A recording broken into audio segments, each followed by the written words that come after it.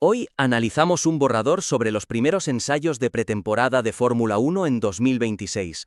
La inclusión de titulares desconectados y fragmentos de texto irrelevantes diluye drásticamente el impacto de tu análisis principal.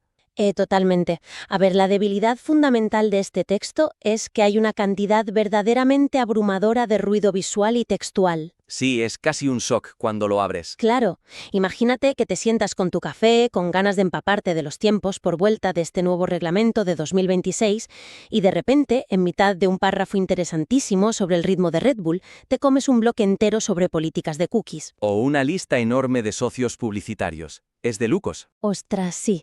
Y mensajes de error de seguridad de Cloudflare.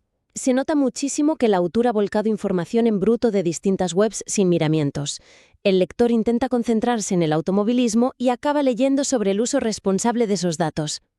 Chirría una barbaridad. Y te saca por completo de la lectura. Además de esta basura digital literal, nos encontramos con titulares huérfanos flotando por ahí. Lees una frase suelta sobre Oscar Piastri que no va a ninguna parte. O una declaración de Sergio Pérez aislada y sin contexto. Exacto. Todo este material extra interrumpe el flujo brutalmente y desenfoca el núcleo periodístico de los tests de Bahrein. La sugerencia aquí es aplicar un filtro de curaduría implacable. Hay que eliminar toda esa basura digital e integrar de forma orgánica y narrativa los datos externos que sí aportan valor real.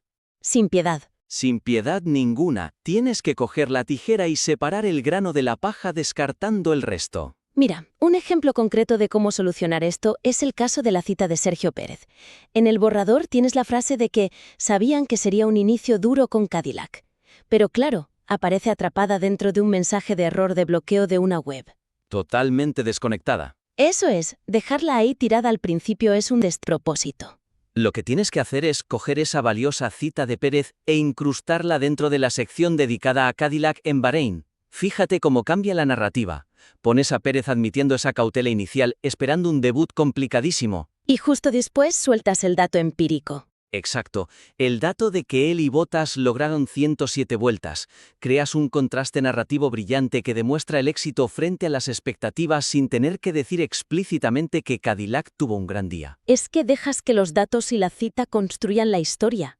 Eso es periodismo deportivo de altura. El texto presenta un resumen funcional y cronológico del desempeño de cada equipo, pero carece de una narrativa central que cohesione los eventos del día. Este punto es vital. La debilidad aquí es que el informe se lee como una simple lista de la compra. Es una recopilación de actualizaciones superindependientes. Compartimentadas por completo. Claro, te dice que Cadillac rodó bien, luego salta a que Williams recuperó tiempo, después que Red Bull es rápido.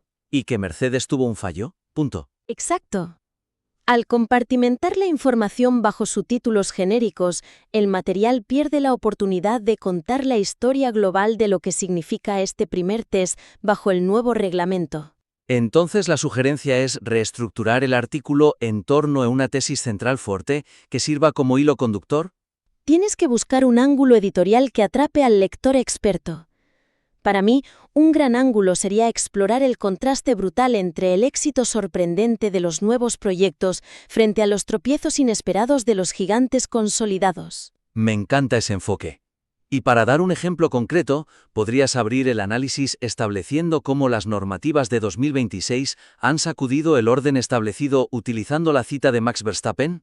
Esa en la que admite que el motor Red Bull Ford es un proyecto completamente nuevo. Temática. Y a partir de ahí empiezas a yuxtaponer. Pones por un lado la asombrosa fiabilidad de Red Bull con sus 136 vueltas y el debut impresionante de Cadillac. Dos proyectos que eran una incógnita total y que cumplieron plazos rodando de maravilla. Y lo contrastas inmediatamente con los problemas de suspensión y tracción del W17 de Mercedes. Que dejaron a Kimi Antonelli horas tirado en el garaje. Cuando entrelazas estas historias bajo el contraste de la nueva guardia contra los viejos campeones, el artículo cobra vida.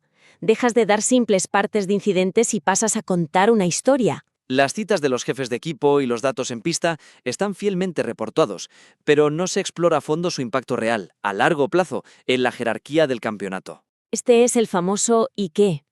La debilidad del texto es que constatas los hechos de manera impecable, pero frenas en seco. Detallas que Williams completó 145 vueltas tras perderse el shakedown en Barcelona. O que Toto Wolff notó la inmensa superioridad de Red Bull desplegando energía en las rectas. Sí, pero el análisis se detiene justo antes de evaluar las consecuencias. Como lector, recibo unos datos buenísimos, pero me quedo sin entender el peso específico o la urgencia de estos eventos. La sugerencia clara aquí es profundizar en la interpretación. Tienes que responder constantemente a la pregunta de ¿por qué esto importa? Y traducir esos kilómetros de pretemporada en implicaciones tangibles para el inminente campeonato. Tienes que tirar del hilo. Por ejemplo, al mencionar el problema de suspensión de Mercedes, no basta solo con citar a Andrew Shovlin hablando de la mala tracción. Tienes que explicar el efecto dominó, explicar cómo la pérdida de tiempo de configuración bajo un reglamento aerodinámico completamente nuevo te destroza. Exacto. Dejas a Mercedes con un déficit de comprensión del coche gravísimo para las primeras carreras en Australia y China. Mientras otros ya están afinando, tú estás corriendo a la defensiva. Y otro ejemplo clarísimo de esto es la observación de Toto Wolff sobre la energía de Red Bull en las rectas.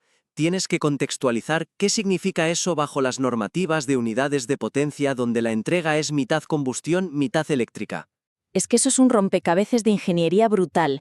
Se podría plantear la hipótesis de que la alianza de Red Bull y Ford ha descifrado la gestión de energía eléctrica mucho más rápido que los fabricantes históricos. Y al hacer eso, transformas un simple dato de velocidad punta en una advertencia aterradora para el resto de la parrilla de cara a la temporada. Le das la trascendencia que merece. Totalmente. Para elevar este material al siguiente nivel, hay que limpiar el texto de todo el ruido digital e integrar las citas externas fluidamente, además de estructurar el análisis bajo ese contraste entre nuevas escuderías y viejos campeones. Y sobre todo, profundizar en las verdaderas consecuencias técnicas de los datos en pista para responder siempre al ¿y qué?